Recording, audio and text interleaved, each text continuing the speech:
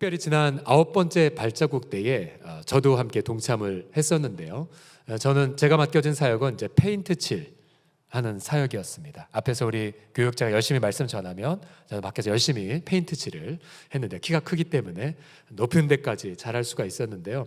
마지막 날에도 페인트 칠 마무리할 작업이 생겨나서 급하게 작업복이 필요했습니다. 작업복을 가져간 건 아니고 일하다 보니까 페인트 칠 묻어서 작업복이 됐고요. 지금도 고이 제 안방에 걸어 놓았는데요. 그런데 작업복은 숙소에 있었고 저희는 예배당에 있었습니다. 그래서 예배당에서 숙소까지는 차로 계속 다녔기 때문에 찾아갈 수 있을까라는 생각이 들었죠. 가보시면 아시지만 이 방글라데시는 인파도 가득하고 사람을 전혀 배려하지 않은 인력거들로 사실은 거리에 나가면 멘붕을 겪기도 하거든요. 하지만 전 염려하지 않았습니다. 제게는 스마트폰이 있었기 때문에 내비키고 하늘에는 인공위성에서 전파를 받아서 제 위치가 어디고 갈 호텔이 어디 있는지를 파악해서 재빠르게 걸어서 작업복을 가져올 수 있었습니다. 도중에 철길에서 멋진 사진 하나도 저렇게 건질 수도 있었습니다. 자, 여러분, 지금도 우리가 의식하지 못하지만 하늘에는 인공위성들이 전파를 쏘고 중간에 연결하는 수신기를 통해서 지금 내가 어디에 있고 또 우리가 어디로 갈지를 파악하는 것처럼 사실 우리가 지난주에 누가복음을 통하여 예수님과의 동행을 함께 나누지 않았습니까? 너무 감사하게도 우리가 예수님을 몰라보아도 예수님은 우리와 동행하신다는 그 사실에 감사를 드렸죠. 네, 문제가 생겼습니다. 그 예수님이 지금 이 땅에 계신 것이 아니라 인공위성보다 더 높은 하나님의 보좌 우편에 앉아 계시다는 사실입니다. 그러면 저와 여러분이 어떻게 예수님과 동행을 할 수 있단 말입니까? 오늘 그 질문의 답을 함께 찾아보기를 원합니다. 오늘 예수님은 바로 그 질문에 대한 해답에 요한복음 오늘 본문 16장 13절에 이렇게 말씀을 하십니다. 다 같이 읽어봅시다. 시작. 그러나 진리의 성령이 오시면 그가 너희를 모든 진리 가운데로 인도하시리라. 아멘. 자, 예수님은 하늘에 계시지만 바로 성령을 보내셨습니다. 그리고 성령을 통해 우리와 동행하신다라고 약속하고 계시죠. 자, 저기에서 성령 앞에 진리의 성령이라는 표현이 있고요. 모든 진리 가운데로 성령님이 인도하신다고 말하고 있습니다. 그럼 우리는 다시 진리가 무엇이냐라고 질문을 던질 수가 있죠. 요한복음을 보게 되면 두 가지로 진리를 설명하고 있습니다. 첫 번째로 요한복음 14장 6절에 보게 되면 예수님이 이렇게 말씀하세요. 예수께서 이르시되 내가 곧 길이요, 그 다음 뭐라고요? 진리라고 말씀하세요. 아, 성령님은 진리이신 예수님께로 우리를 인도하시는구나. 첫 번째 알 수 있고요.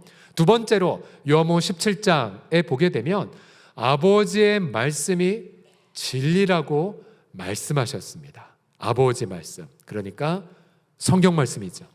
따라서 성령 하나님은 언제나 우리를 성경을 깨닫게 하는 대계로 인도하신다는 사실입니다. 결국은 예수님은 하늘 보좌 우편에서 우리를 위하여 간구하시고요, 열심히 기도하시고 그 다음 성령님을 통해 우리와 실제적으로 동행하신다고 하는 사실이죠. 다 같이 한번 따라하겠습니다. 예수님은 성령을 통해 우리와 동행하십니다 라고요. 시작. 예수님은 성령을 통해 우리와 동행하십니다. 요한복음을 보셨겠지만 여러 차례 이 성령을 보내시겠다고 약속하셨어요. 요한복음 14장 16절 다 같이 읽어보겠습니다. 시작. 내가 아버지께 구하겠으니 그가 또 다른 보혜사를 너희에게 주사 영원토록 너희와 함께 있게 하리니 그는 진리의 영이라. 아멘. 자, 여기서 보혜사라는 뜻이 무엇이냐면요, 부름을 받고 우리 옆에서 뭐 하시는 분이에요? 함께 걷는 분을 뜻합니다. 그래서 우리를 도우시고 또 위로도 주시고 때로는 변호도 하시죠. 원래 예수님이 이 땅에 계셨을 때에 예수님이 바로 보혜사이셨지만 이제 예수님은 한 분이셨기에 동시에 모든 사람과 함께 동행하실 수가 없었죠. 육체에 계셨기 때문에. 그러나 그가 죽으시고 부활하심을 통해 자기 육체를 깨뜨리시자 이제 예수님은 성령을 저와 여러 모두에게 보내실 수가 있게 되었습니다.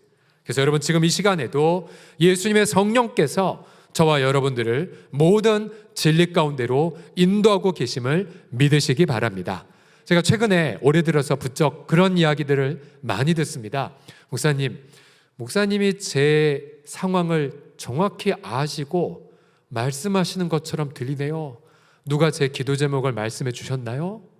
라든지 혹은 굉장히 어려운 인생의 난제를 겪고 있는 분이 설교를 듣고는 해결을 받았다, 혹은 분명히 어떻게 가야 될지 확신 얻었다는 이야기들을 들려주세요. 자, 이런 이야기 들으면 설교자는 힘이 나지만 그러나 제가 한 것이 아니에요. 성경대로 진리의 성령께서 설교를 준비하는 저나 또 듣는 여러분에게 성령께서 우리에게 바로 해답을 직접 주고 계시다는 사실이죠. 그래서 이번 주에 요한복음을 묵상하고 또 골방에서 설교 준비를 하면서 여러 번 제 마음에 그런 마음을 느꼈어요. 제자들이 마음이 불탔던 것처럼 여러분 혹시 경험하셨나요? 성경을 읽다가 너무 감격스러워서 정말 심장이 터질 것 같은, 너무나도 흥분되고 너무나도 기쁘고 감격스러워서 혼자서 춤추는 그런 마음, 여러분 이해가 되십니까? 성령께서 저와 이런 모두를 그렇게 진리 가운데로 인도하신다는 사실이죠. 자, 제가 여러분 무한한 사람도 아니고 전능한 사람도 아니지만 그러나 저는 저희 공동체를 섬기면서 때로는 여러분 부담감도 느끼고 때로는 정말 어떻게 해야 되나라고 느낄 때도 있지만 그러나 언제나 저는 항상 경험해요. 저 우리 장로님들이 경험하는 게 무엇이냐면 성령 하나님이 서울홍성 공동체를 모든 진리 가운데로 인도하시는구나 라는 것을 항상 경험합니다. 자, 오늘 저는 이 짧은 이 시간 저와 여러분이 바로 성령의 응답을 모두 다 함께 체험하여서 그 놀라운 기쁨으로 오늘 하루를 보내시기를 간절히 축복합니다. 옆 사람 보시면서 성령의 기쁨을 경험하실 겁니다 라고 합시다. 시작. 성령의 기쁨을 경험하실 것입니다.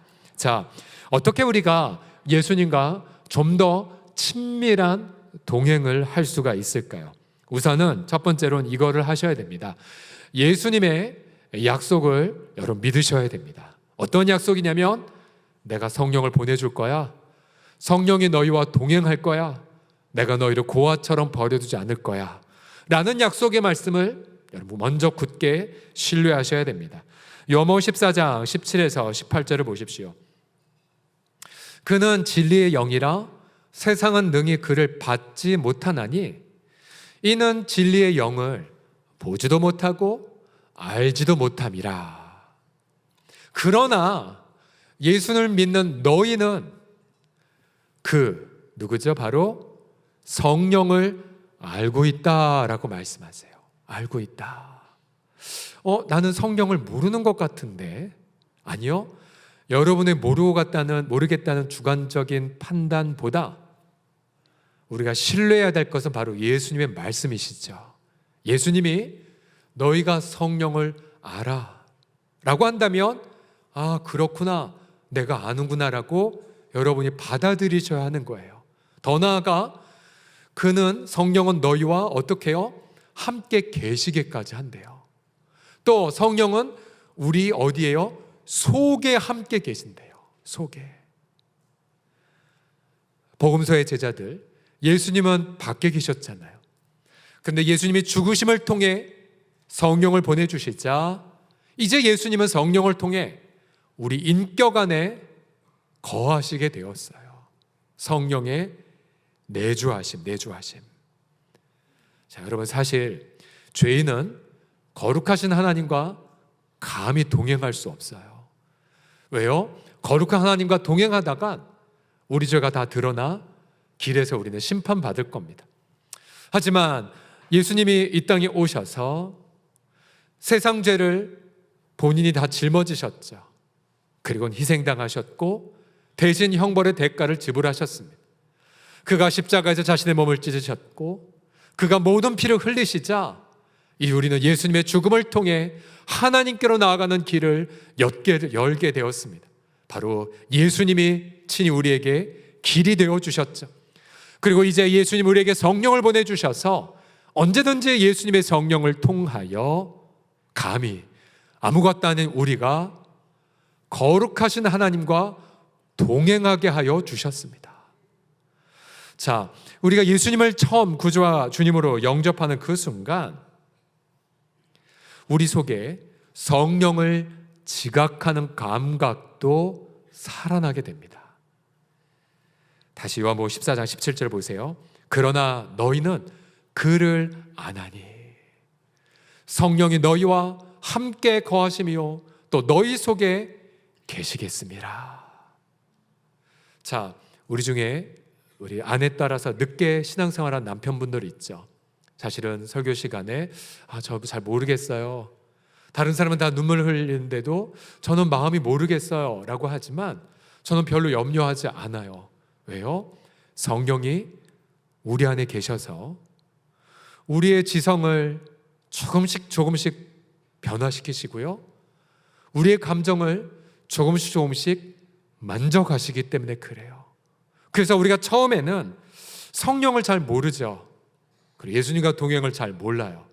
하지만 어느덧 나도 모르게 주님의 음성을 듣고 나도 모르게 주님의 인도를 따라가는 내 자신을 발견하게 됐죠.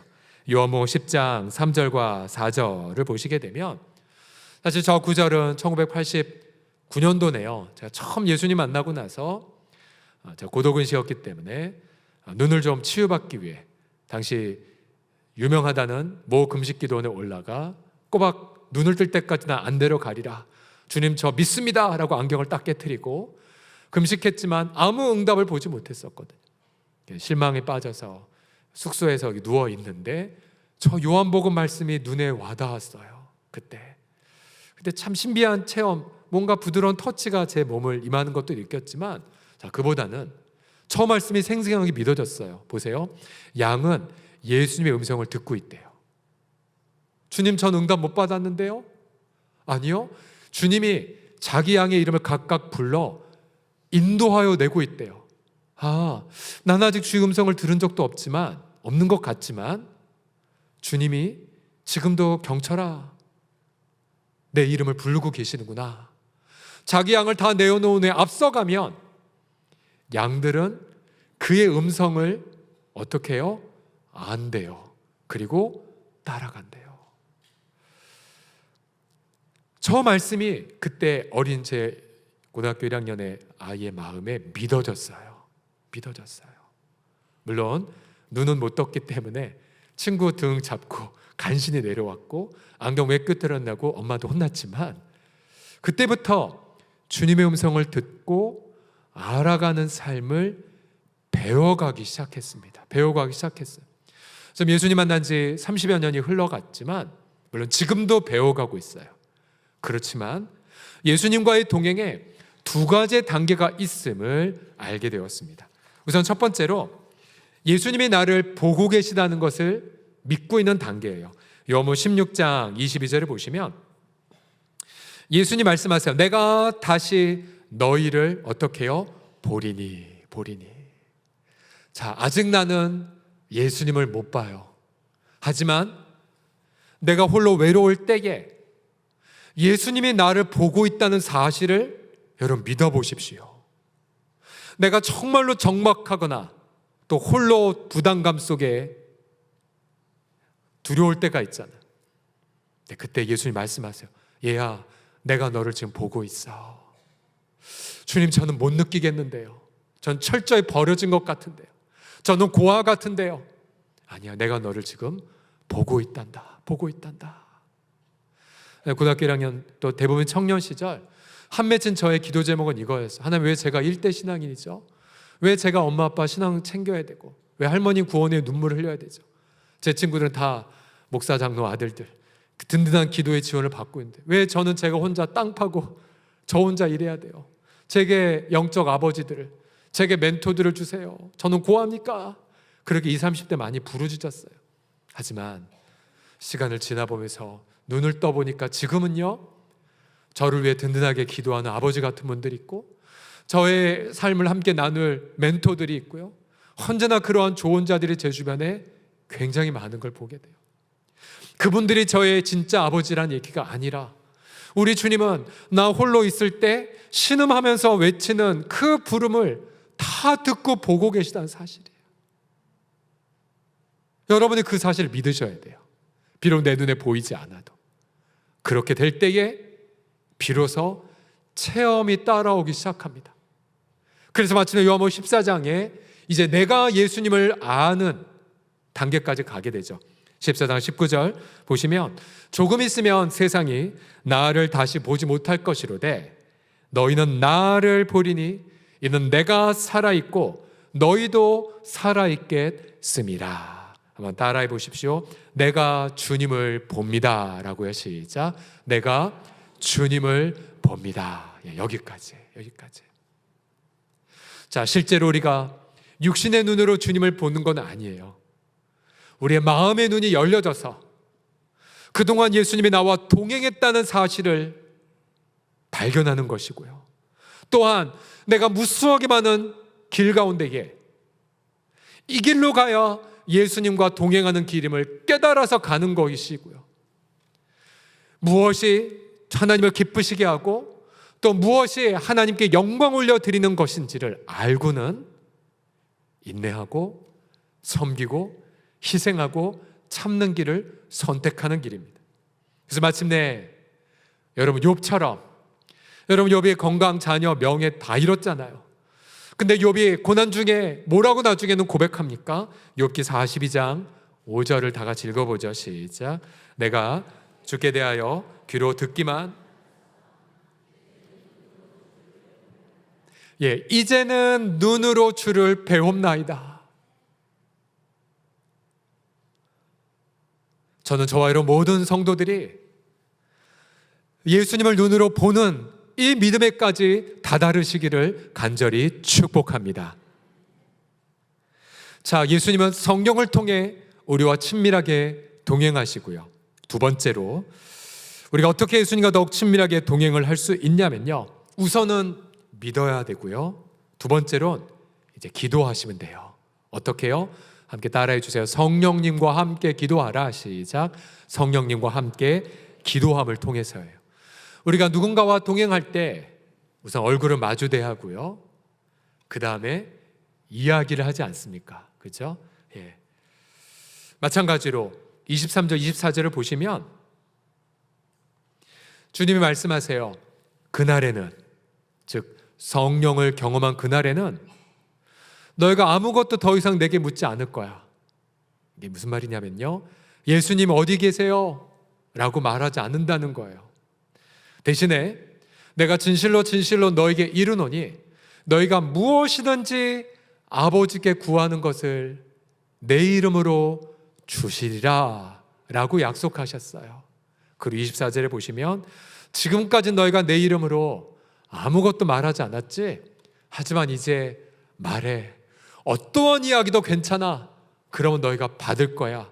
그리고 너희 기쁨이 충만해질 거란다 라고 약속하셨습니다. 저는 저 구절 중에 무엇이든지라는 구절이 너무 좋습니다.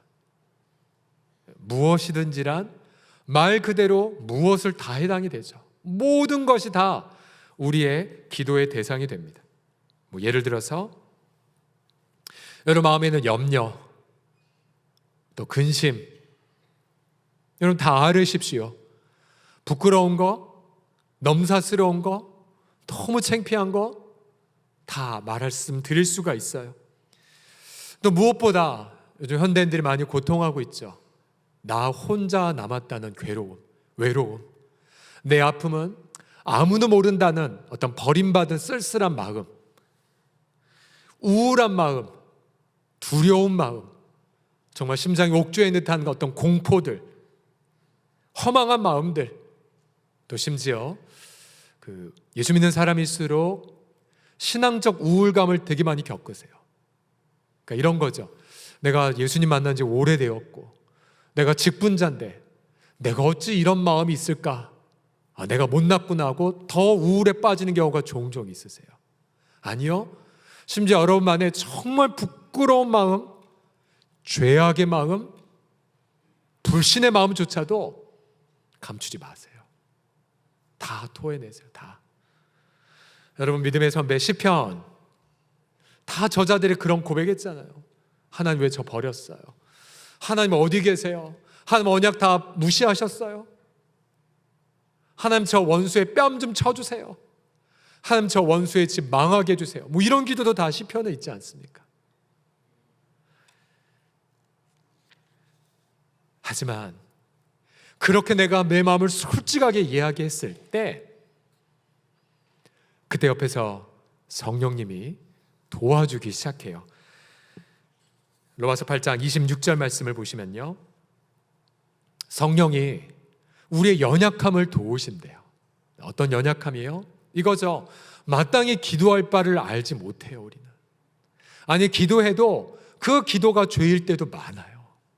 하지만 염려하지 마시라고 말씀드렸죠. 내가 주님의 이름으로 기도하는 그 순간 성령 하나님이 말할 수 없는 탄식으로 어떻게 하세요? 우리를 위해 친히 기도하십니다. 기도하세요. 처음에는 욕심 가득한 기도였다가 기도할수록 점점 이 내용이 바뀌게 돼요. 그래서 나도 모르게 희생을 위해 기도하게 되고요, 나도 모르게 나눔을 위해 기도하게 되고, 나도 모르게 인내의 길을 선택하는 기도를 하는 내 자신을 발견하게 됩니다. 그러면서 내가 생각만 해도 혹은 마음만 바라도 응답되는 것을 여러분 인생에서 경험하게 되실 거예요. 이번 주 목요일 날에 다음 달에 있는 리징제스 컨퍼런스 준비를 위해서 양재동에 있는 그 리징제스 미니스트리 사무실을 찾아갔었습니다. 시간을 좀 아끼기 위해서 책 하나 들고 이제 전철로 이제 이동을 했는데요. 근데 막상 거기서 모임을 하면서 좀 모임이 늦어졌어요. 그러면서 좀 늦어지니까 조금 제가 마음이 초조해졌고 계속 일정들이 있었으니까, 그래서 오는 길에 다시 양재에서 홍제역까지 피곤해서 이제 졸다가 홍제역에 내렸어요. 시간이 많이 늦어졌어요. 그래서 마음은 좀 조급했는데 걸어오다가 문득 어느 한 성도의 가게를 보면서 가게 잘 운영하나, 어떻지 이런 생각이 있었어요. 들어갈까? 부담될 텐데. 여러 생각을 하다가 고개를 왼쪽으로 돌린 순간 그 성도가 딱 제 눈앞에 보였어요. 너무 반가웠어요. 그리고 기도 제목 듣고 요즘 근황 듣고, 그 다음에 잠시 후에 다시 한 2-300m 이제 걸어왔어요. 쭉 걸어오면서 우리 기움센터를 지나서 이제 그 어디죠? 문화청 성결교 앞에서 길을 건너는 찰나에 또 다른 성도를 또 만났어요. 여러 가지 이야기 듣다가 제가 들어야 될 기도 제목을 제가 듣게 되었고, 그리고 그 성도를 위해서 또 축복하면서 보내줬어요. 마음이 기뻤어요. 제가 시간을 좀 늦었다고 여겼는데 지금 주님이 동행하고 계시네? 그런데 교회 앞에 가서 어떻게 됐을까요? 또 한 분 더 만났어요. 그분도 역시 제가 기도 제목 갖고 기도하는 분이었는데 어떻게 되는지 궁금했었고 또 이야기를 들었고 또 역시 축복할 수가 있었어요. 그래서 결국 그날 제가 교회로 돌아왔을 때 제 마음이 어떻게 했었어요?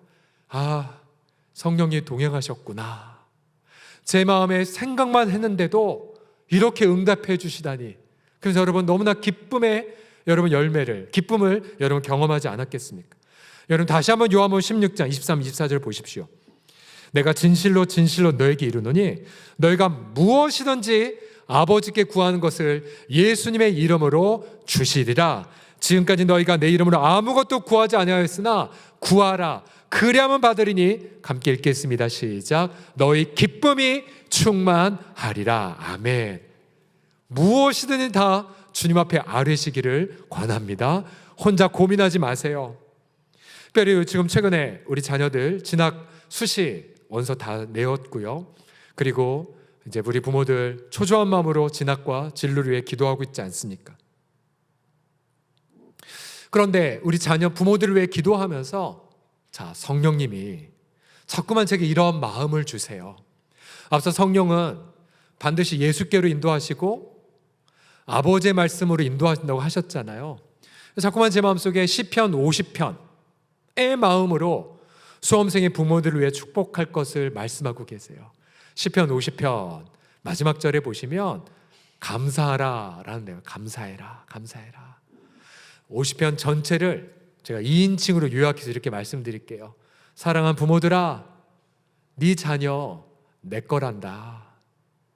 내 언약이 너희 자녀에게도 있단다. 네 자녀 내게 맡기고 너는 내가 네 자녀를 통해 행할 일을 기대하며 미리 감사를 드리려무나 라고 정리할 수가 있어요. 더 나아가 여러분, 주님이 자꾸만 이런 마음을 부담을 주세요. 사실 우리가 자녀들 키우다 보면 피눈물도 흘리고 너무나 무기력도 느끼고 우리가 있는지 없는지 다 회개하지 않습니까? 그런데 여러분, 우리 하늘 아버지는 우리 자녀들을 위해 필요한 것을 다 알고 계세요. 그렇다면 여러분, 우리는 이런 믿음까지 나아가야 되죠. 너희가 더 이상 세상 사람들이 구하는 거 구하지 말라. 너희 하늘아버지께서 있어야 할 것을 아시느니라. 너희는 다만 아버지의 나라와 아버지의 의를 구해라. 그러면 이 모든 것들을, 너희 자녀들에게 필요한 모든 것들을 더해 주시리라. 그러면 여러분, 이렇게 하셨으면 좋겠어요. 이제 여러분들의 자녀들을 위한 염려와 눈물, 여러분 그 정도로 좋게요. 하늘아버지가 다 알고 계세요. 그럼 이제는 여러분 이렇게 하셔야죠. 동일하게 언약 가운데 있는 다른 부모의 자녀들을 이제 여러분 한번 돌봐보십시오. 예수님의 마음으로. 전화기 올려도 괜찮습니다. 예수님의 이름으로 다른 자녀들을 계속해서 돌봐줘 보십시오. 여러분, 그때에 여러분 보세요. 내 염려, 내 자녀는 하나님께 맡겼어요. 그리고 나는 아버지의 나라를 위해 다른 부모들의 자녀들을 돌봐요. 부모 교사가 되는 거죠. 부모 교사가. 여러분, 그러면 내가 다른 자녀들을 돌봄을 통해 우리 하늘 아버지는 내 자녀를 분명하게 책임져 주실 줄을 믿습니다. 제가 다음 청소년 사역을 할 때에 분명히 주님이 약속하셨어요. 네가 나의 핏값으로 산 자녀들을 책임지느냐? 내가 네 자녀를 책임지마. 그래서 제가 첫애 나왔을 때에도 첫애에 필요한 모든 출산과 산후조리 비용들이 다 채워졌고요. 그리고 계속해서 우리 자녀들의 인생을 인도하시는 것을 헤아릴 수 없이 많이 경험했습니다. 저는 여러분들이 새해를 앞두고 여기저기 계신 모든 서울홍성의 부모들은 전부 다 교사가 되셨으면 좋겠어요. 내 자녀의 기도가 클수록 오히려 더 힘든 부서에 가서 섬기셨으면 좋겠어요. 어제 이번 주에 어느 한 선생님이, 주일학교 어느 부서의 선생님이 토요일마다 장결자들 신방하시면서 그렇게 아이들 케어하고 있는데요. 엘리베이터에서 만나서 격려했죠. 너무 잘하고 계십니다. 근데 그 선생님이 하신 말씀이 뭐냐면, 목사님, 장결자들 신방하니까 너무 좋아요. 그런데 그 다음 말이 우리 전체 성도들이 들어야 될 주의 음성이라는 생각이 들었어요. 뭐냐면요, 목사님, 제가 장결자를 신방해 보니까 제 자녀를 이해할 수가 있게 되었어요 라고요.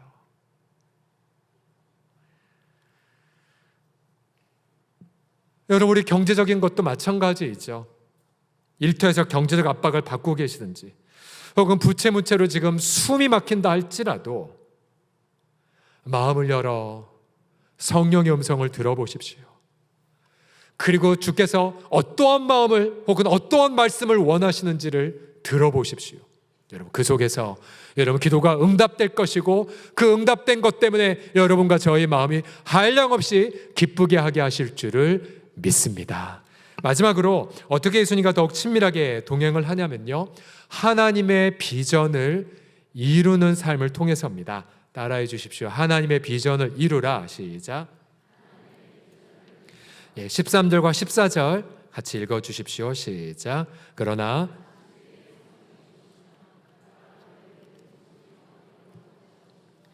그가 스스로 말하지 않고 오직 들은 것을 말하며 장래일을 너희에게 알리시리라. 그가 내 영광을 나타내리니 내 것을 가지고 너희에게 알리시겠습니다. 아멘. 자, 성령님이 우리를 모든 진리로 인도한다고 하십니다. 그죠? 예수님께로, 성경 말씀으로. 그 다음, 성령은 스스로 말하지 않고 오직 들은 것을 전하세요. 즉 언제나 성경을 통해 말씀해 주시지요. 그 다음, 성령은요 장래 일을 우리에게 알려주신대요. 5년 후, 10년 후, 30년 후일까요? 그런데 장래 일이란 바로 밑에 설명되고 있죠. 성령은 내 영광을 나타낼 거란다. 내 것을 가지고 너희에게 알리시겠다라고 말씀하셨어요. 자, 그렇다면 장래 일이란 이런 뜻이죠. 만약 제가 5년 후에도 여전히 사명이 있어 이 땅에 남아 있다면 이런 겁니다. 5년 후에 예수님의 영광이 제 인생에 더 많이 채워지게 될 것입니다. 이게 바로 장래 일이에요. 장래 일. 비록 우리가 시간이 세월이 흘릴수록 우리 주름살도 많이 생기고 육신도 쇠약해지겠지만 그럼에도 불구하고 예수님의 영광은 더 많이 우리에게 나타난다는 사실입니다. 그럼 좀 더 구체적으로 예수님의 나타날 영광은 무엇을 뜻할까요? 복음서에서 제자들이 예수님을 만나고 나자 그들은 장래 일을 계시받기 시작했어요. 예를 들어 베드로, 원래 이름은 시몬, 갈릴리에서 그저 하루 벌어 하루 살았던 어부 베드로. 그러나 그가 예수님 만나자 예수님을 통해 시몬은 장래 일을 이렇게 계시받았어요. 마태복음 4장 19절 보시면 같이 읽겠습니다. 시작. 나를 따라오너라. 내가 너희를 사랑나는 어부가 되게 하리라. 아멘. 자, 사람을 낚는 어부. 그전에는 하루 벌어 자기 식구 챙기는 데 급급했는데 이제 어느덧 영원히 변함없는 가치를 위해 쓰임받는 인생이 된다는 것을 소개받았다는 거예요. 베드로가. 요한복음에 보게 되면 시몬을 처음 만난 예수님이 시몬을 향해 이렇게 두 가지의 예언적 이름을 말씀하셨죠. 시몬, 네가 장차 게바가 될 거야. 게바. 번역한 베드로라. 그러니까 게바는 시리아 아람 말로 반석이란 뜻이고요. 베드로는 그리스 말이죠. 역시 반석이라는 뜻이에요. 다혈질에 실패, 실수 많이 했던 베드로, 신뢰할 수 없는 인간이었지만 예수님 안에서 이 시몬은, 베드로는 누군가의 인생을 지지하는 견고한 반석이 된다라고 말씀하신 거예요. 더 나아가 요한복음 21장에 가보게 되면 베드로 정말 실수 많이 했죠. 직분자인데도 예수님 모른다 부정하고 혈기나 부리고. 그런데 그런 베드로를 향해 예수님 찾아가셔서 너 나 사랑하니?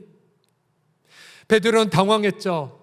사랑한다고 말하자니 바로 며칠 전 배반한 게 생각나고. 그런데 베드로는 이렇게 고백했어요. 주님, 아시잖아요. 제가 주님을 사랑할 수밖에 없다는 걸. 그렇게 3번 고백하자 예수님이 베드로에게 절대로 맡겨서는 안 되는 보물을 맡기세요. 그게 뭐예요? 자신의 피로 값주고 산 영혼들을 이 문제 많은 인간에게 맡기십니다. 보세요. 내가 이 사람들보다 나를 더 사랑하느냐? 주님, 그렇습니다. 내가 주님을 사랑하는 줄 주님께서 아십니다. 그래, 그러면 말이야, 내 어린 양을 맡아다오. 결국 베드로가 경험한 장래 일 3가지가 있죠. 사랑하는 어부가 되고, 누군가 인생을 지탱해 줄 반석이 되고요, 결정적으로 영혼을 책임지는 목자가 되는 미래를요.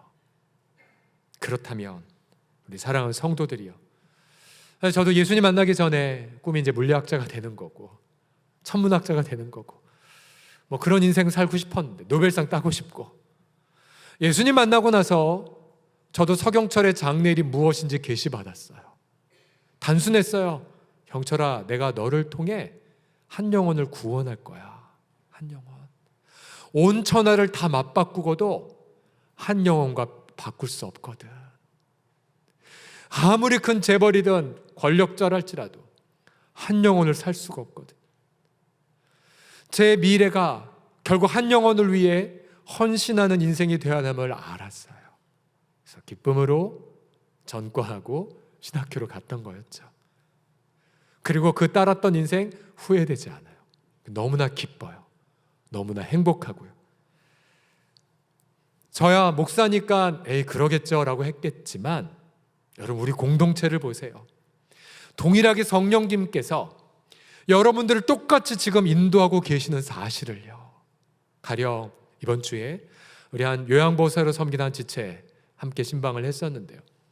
근데 요양보호사 많이 계시잖아요. 근데 그분은 한 걸음 더 들어가 치매 어르신 케어하는 것을 배우셨고요. 그래서 지금 현재 치매 어르신을 케어하면서 성경 말씀 읽어주시고 복음을 전하는 일을 감당하고 계세요. 이분이 예수님 안에서 경험하는 장래 일을 지금 체험하고 있는 거죠. 이번 주에 저희 교회는 아니지만 모 출판사의 대표랑 교제할 일이 있었는데요. 어떤 상품을 실시하면 뻔히 출판 돈 못 벌고 알매도 불구하고 하겠대요. 그러면서 하는 말이 뭐냐면 출판업자 입장에서 보면 아니에요, 그거는. 그러나 한국교회를 도우려면 해야 됩니다. 이분은 돈을 쫓는 분이 아니었었어요. 사명을 위해 일하시는 분이었었어요. 여러분, 저희 공동체에 물론 지금도 해외에 계신 선교사님도 계시지만 정말 많은 성도들이 자신의 직업을 가지고 이른바 선교적 삶을 사하시는 분들이 굉장히 많으세요. 그런 면에서 저희 서러운 성 공동체의 비전이 뭘까요? 비전. 그것은 정말 자기 인생 쓸모없다고 여기는 인생들이 교회에서 영원히 변함없는 가치를 위해 내가 반석이 되어가는 체험을 하는 공동체. 여러분, 이것이 바로 우리 공동체의 놀라운 비전임을 믿습니다. 마른 뼈처럼 절망하며 왔다 할지라도 그저 하루바로 하루 사는 그저 내 자녀, 내 새끼밖에 모르는 분들이 공동체에 와서 이제는 주님의 핏값으로 산 영혼들을 위해 섬기고 이웃의 눈물을 닦아주고 내가 이웃을 위해 기도하는 사람으로 변화되는 그 인생. 저는 우리 서러운 공동체 안에 무수하게 많은 반석과 같은 자들이 나오게 하여 주실 것을 믿습니다. 과거는 어떠했다 할지라도 지금 임하시는 성령을 통하여서 우리 모든 진리 가운데 인도하시사 마침내 나타날 그 놀라운 예수님의 영광을 더 체험하셔서 여러분, 인생의 나이가 많다라고 하더라도 인생 포기하지 마십시오. 모세가 80세 때에 새로운 영광에 부름받았던 것처럼 이 자리에 혹시 과거에 무수하게 많은 실패와 좌절을 겪었다 할지라도 주님은 언제나 마른 뼈 같은 자에게 임하셔서 놀라운 영광을 변화시켜 주시거든요. 그래서 그런 예수님만 믿고 날마다 주님과 동행하심을 통해서 여러분, 저와 여러분의 인생이 지금껏 경험한 영광과 비교할 수 없는 놀라운 영광으로 여러분 인생을 가득 채우셔서 여러분의 이웃과 여러분의 자손들에게 정말로 본보기가 되는 영광 가득한 인생 다 사시기를 예수님의 이름으로 축복합니다. 우리 함께 우리에게 성령을 보내주신 하나님 앞에 감사의 박수 올려드립시다.